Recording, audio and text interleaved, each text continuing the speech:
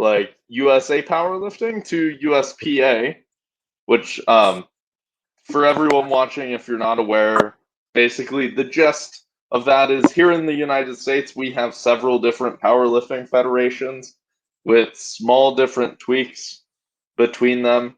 USAPL for the longest time was affiliated with the IPF.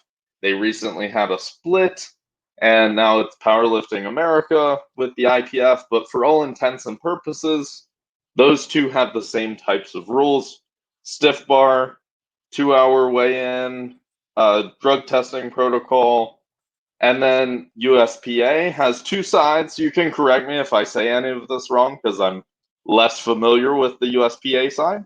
But they have both drug tested and non-drug tested powerlifting. And then it's a 24-hour weigh-in, and then the use of a squat bar and a deadlift bar. Does that sound about right?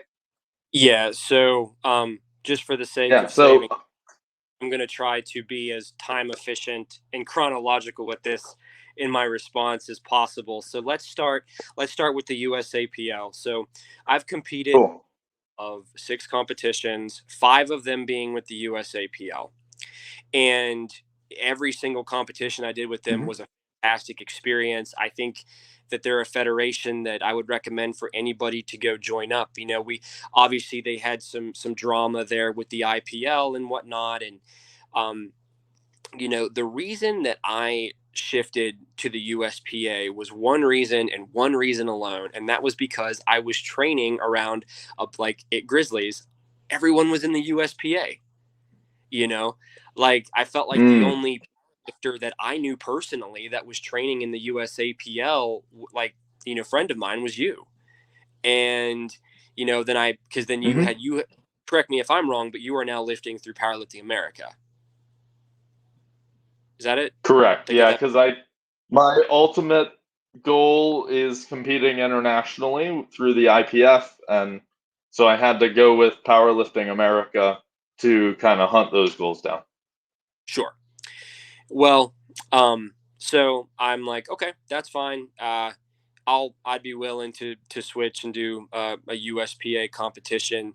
You know, the squat bar. Yeah. So, but you are right. When it comes to the squat, they use a squat bar, and basically, it's just like a thick. I mean, it's like a thicker bar. The entire bar has knurling, and it's a 55-pound bar versus a 45-pound bar.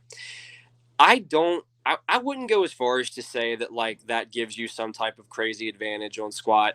Like I don't, to be honest with you, I don't train with a squat bar. And even when like I competed and had one on my back, I didn't notice like it was on my back, and I'm like, holy crap, like I can squat anything. Cause I'll get into that because at my last recent competition, that was my statistically worst squat day that I've ever had at a meet, aside from my very first competition. So what appealed to me a lot with the because I really put a lot of thought into doing this because I didn't want to make any rash decisions, but ultimately it was because like I'm surrounded by USPA lifters. Like let's just hop in one and see how things go. And the 24-hour